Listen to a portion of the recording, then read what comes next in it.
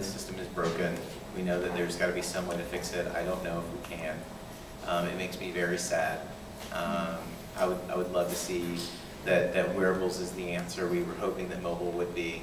I know Solomon Khan Academy is doing some great things, and I've seen like several people doing a lot of different interesting things in the space. I don't see it necessarily translate over to wearables other than understanding how the brain reads and understanding. A great platform for that, right? Yeah, you can see engagement. You can see, you know, the reward circuitry is critical to reinforcing learning. So if these mechanics that help you tell if someone's really enjoying themselves, giving them the rewards, can really make learning much more engaging and much more conducive to actually retaining information.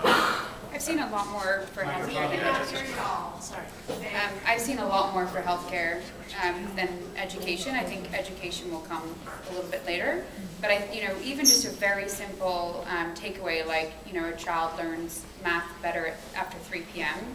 would already be significant in any classroom. But right now they're too expensive. Oh, question? Yes. I liked your comments about 23andMe, and I can't agree with you more. I'm a neurologist at UCSF, and people come to me with 23andMe and tell me, I'm 35, I have the gene for Alzheimer's disease, and what does that mean? And I don't know how to interpret this. And honestly, I don't know what to say to them, because a lot of times, a lot of these tests require genetic counseling. Should be some type of clinician response or relationship with the wearable industry, and often I think that's what you were kind of alluding to with the empathy factor. And on our side, we see these wearables and we're like, wow, there's a great potential, but then, I think the wearable industry is kind of parceled itself out, or it's hard to collaborate with them, and I would really welcome that, because I think that there's a great opportunity there in terms of using the wearable, making it clinically applicable, and then helping patients, and even broadening the research facilities and the research out there. Yeah, I think that I'll just be loud because it's easy for me. I think that's every industry, and in general should learn to collaborate more with everybody. And the problem is like some of the earlier waves of technology, like you had to be so freaking smart to create anything. Not that you still don't have to be, but I mean, so that's why you had this whole group of guys with Asperger's creating all kinds of incredible stuff, but it was still clunky in understanding. I think that we're finally to this age of entrepreneurs that don't have to have that, because a lot of the hard work to build the infrastructural platforms has been done. God bless those guys. I know at least 2 I could name, but they kick my ass later. Not that they could, because they couldn't, but still, because they're nerds. But I think it is important for you to have a voice in this, and this is different. Like, this is connected to your head and to your arm, and I think that you'll see that this generation of entrepreneurs is there. You just have to actually figure out who they are. If you talk to Marco from Basis, he's their chief science officer. He's the most personable guy on the planet. Half the team has a crush on him. Right, and that's Kyle's one of them. So me too, because he's a great dude. And if you get a chance to talk to him, like, I think you'll see that. It's just you gotta sort them out. And when you do, like, they're very open to understanding, because we realize this is something that people are. It's more personal than a phone. It's something that you wear, and eventually it's going to be something that's inside you. Not that we don't already have that with pacemakers and other things. I love that people are like, this is brand new. No, it's been around. We're just able to really make it look awesome right now because everyone wants to talk about it. But it's an industry that's old. Go ahead. Some very interesting points that you've raised. There have been several studies that indicate that people are not as good at multitasking as they would like to believe they are. We all want to be multitasking machines. However, in light of that, the information hyperabundance that Google Glass can bring to the table does affect that. And a lot of people are looking for that lean back experience.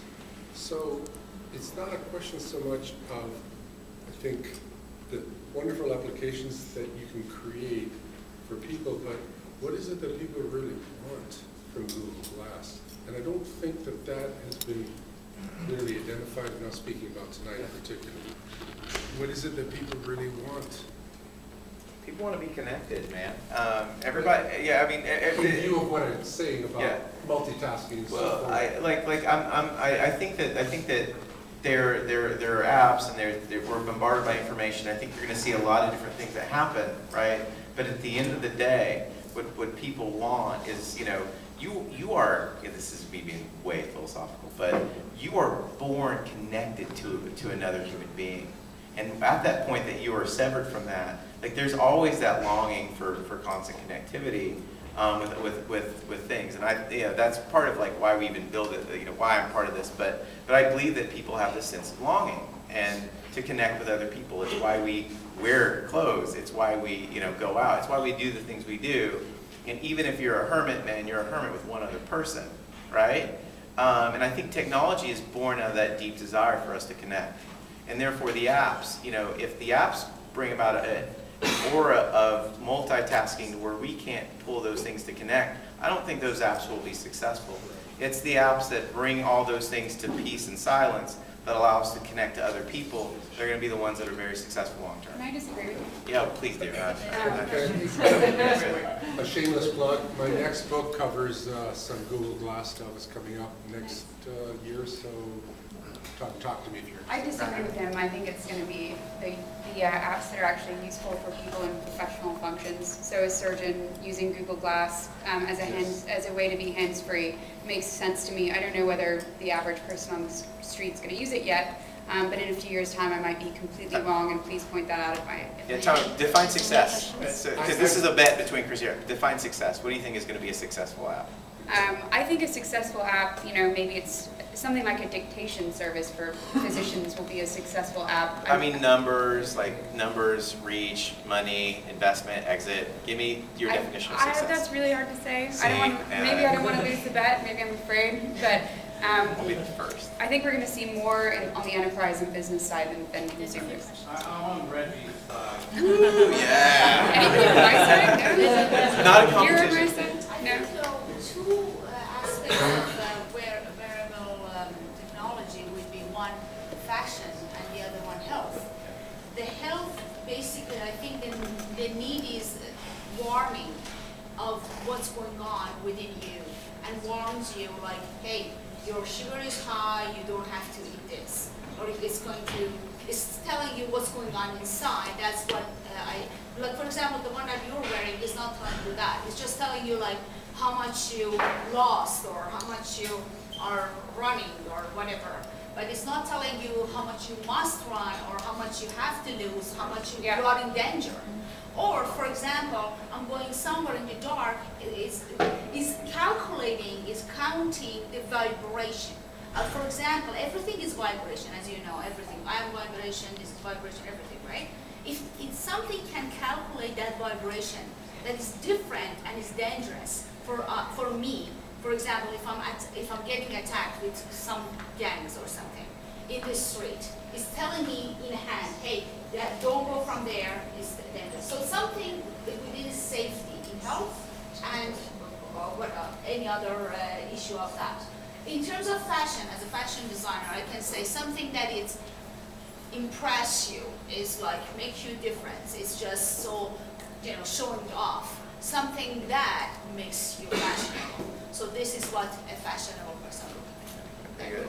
5 years from now, you'll be a bad parent if your kid doesn't have some type of wearable on them. 5 years. That's a prediction. If your kid is not wearing some type of wearable technology to let you know from a health side if they're healthy or not, you will be considered a bad parent. Can't you just trip them? Yes, I go. You can kick the baby, but no, that's part of it. So Sean, go ahead. So we're actually done for the evening, but we can move to the networking part where you can ask direct questions to the speakers. So can we give them a round of applause? Any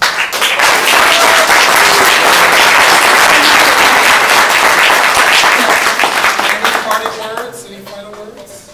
Thanks for coming, everybody. We really appreciate you showing up for this first Visible Wearables event. Oh, we are hosting a holiday party December 11th. So on the way out, there's just some cards there if you want to check it out. Thank you for coming, everyone. Thanks for coming. Bye, everybody.